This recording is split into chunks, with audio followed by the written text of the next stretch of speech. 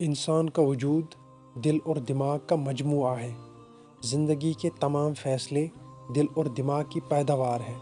ساری زندگی انسان کے وجود کے اندر دل اور دماغ کی جنگ چلتی رہتی ہے۔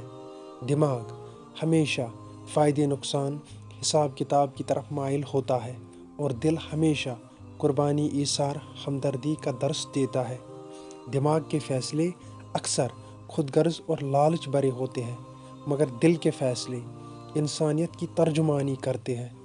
دماغ کی آواز نفس کی آواز ہوتی ہے اور دل کی آواز روح کی آواز ہوتی ہے۔ علامہ اقبال دل اور دماغ کی اس مستقل چلنے والی جنگ کے بارے میں یوں لکھتے ہیں: عقل عیار ہے، سو بیس بنا لیتی ہے، عشق بیچارہ نہ ملا نہ زاہد نہ حکیم۔ اب ایسی صورت میں اعتدال بیلنس والا راستہ یہی ہے کہ اپنی متعلق چیزوں میں دماغ سے فیصلہ لے، مگر دوسروں کے معاملات میں دل کو مقدم رکھے۔ Our decisions in life are subjected to hang in between the yes or no of heart and mind.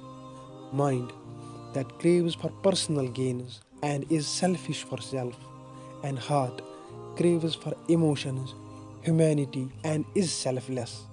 So in this inevitable condition, do follow mind in personal matters, and in matters of fellow beings, follow the heart.